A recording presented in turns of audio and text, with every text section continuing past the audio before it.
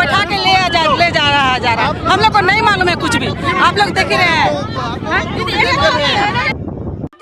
আপনারা শুনলেন দর্শক, আমাদের রাজ্যের রাজধানী কলকাতার কর্মকাণ্ড আপনারা দেখলেন না। এখানে কোনো পুরুষ কর্মী নয়, মহিলা আশা কর্মীরা দীর্ঘদিন তাদের মাইনে বৃদ্ধি করার জন্য আন্দোলন করে আসছেন।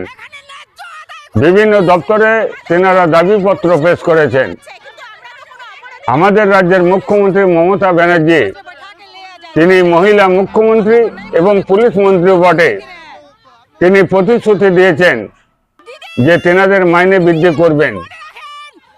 দুর্ভাগ্যের বিষয়, দীর্ঘ 5 বছর 10 বছর কেটে গেলেও আশা কর্মীদের আশার পূরণ হয়নি। তারা বিভিন্ন জায়গায় দাবিপত্র পেশই করেছেন, তাদের কথা শোনেননি আমাদের রাজ্যের মুখ্যমন্ত্রী মমতা ব্যানার্জি। আর সেই কারণে মহিলা আশা কর্মীরা তারা রাজপথে আন্দোলন করতে বাধ্য হচ্ছেন। কিন্তু দুর্ভাগ্যের বিষয়, আমাদের রাজ্যের মুখ্যমন্ত্রী মমতা ব্যানার্জি তিনি মহিলা হলেও আপনারা সকলেই জানেন বিগত বিধানসভা নির্বাচনে তৃণমূলের পক্ষ থেকে দাবি তোলা হয়েছিল রাজ্যের মানুষ রাজ্যের মেয়েকে চায়, রাজ্যের মেয়েকে শাসন ক্ষমতায় বসিয়েছেন। কিন্তু সেই মেয়ে রাজ্যের মহিলাদের উপর নির্মম অত্যাচার চালাচ্ছেন। তাদের জবরদস্তি ভাবে টেনে হিঁচড়ে পুলিশ ভ্যানে তুলছেন, আপনারা দেখতে পাচ্ছেন। আসুন আমরা শুনে নিই যারা দাবি করছেন, যারা আন্দোলন করছেন, সেই মহিলা আশা কর্মীরা কি বলছেন, তাদের মুখ থেকে তাদের বক্তব্য আমরা শুনে নিই। তারা কাল মিথ্যা কথা বলেছে। 5,250 টাকা তাদেরকে দেওয়া হয়, তার সঙ্গে আরো 2,000 টাকা দেওয়া হয়। কোন আশা কর্মী আরো 2,000 পায়?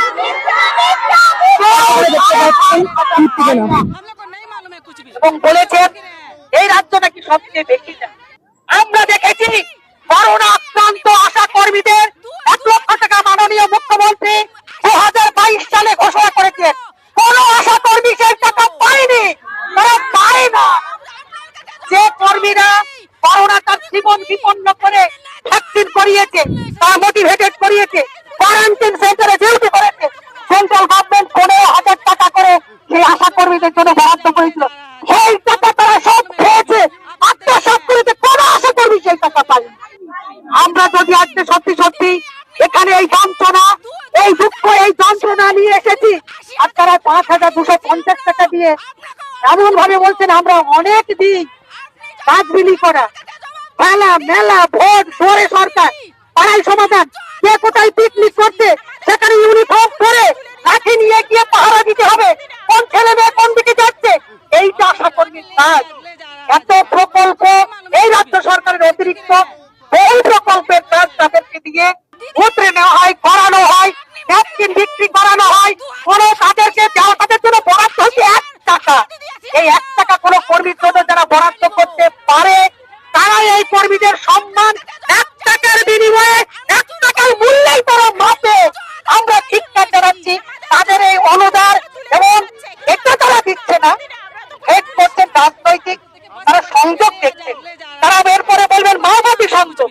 কোন গণ আন্দোলন, কোন স্বতন্ত্র বিপ্লব যখনই গড়ে উঠেছে, তখনই কিন্তু তারা এখান থেকে মানুষের ভোটকে অন্যদিকে ঘোরানোর জন্য, দমন করার জন্য বারবার যে জিনিস করছে।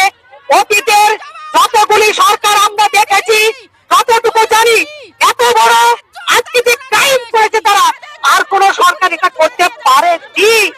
তারা আজকে যেভাবে করেছে আমরা ধিক্কার জানাচ্ছি। আগামীকাল সারা রাজ্য জুড়ে ধিক্কার দিবস পালন করা হবে। আমরা আজকে আসলে এখানে থেকে যাওয়ারই। আপনারা শুনলেন দর্শক, আমাদের রাজ্যের মহিলা আশা কর্মীরা আজকে দীর্ঘদিন দাবি করার পরেও তাদের দাবি যখন মিটেনি, আমাদের রাজ্যের মুখ্যমন্ত্রী মমতা ব্যানার্জি তেনাদেরকে প্রতিশ্রুতি দিয়েছেন, তারপরেও আশা নিরাশা হয়েছে, আশা তাদের পূরণ হয়নি। স্বাভাবিক কারণেই আমাদের রাজ্যের মহিলা কর্মী হলেও তারা রাজপথে আন্দোলন করতে বাধ্য হয়েছেন। আর এই পটভূমিতে আপনারা আমাদের রাজ্যের পুলিশ মন্ত্রী মমতা ব্যানার্জির ভূমিকা আপনারা দেখলেন। যা বলার আপনাদের গুরুত্বপূর্ণ মতামত হদিস টিভির কমেন্ট বক্সে অবশ্যই দেবেন। সকলকেই নমস্কার।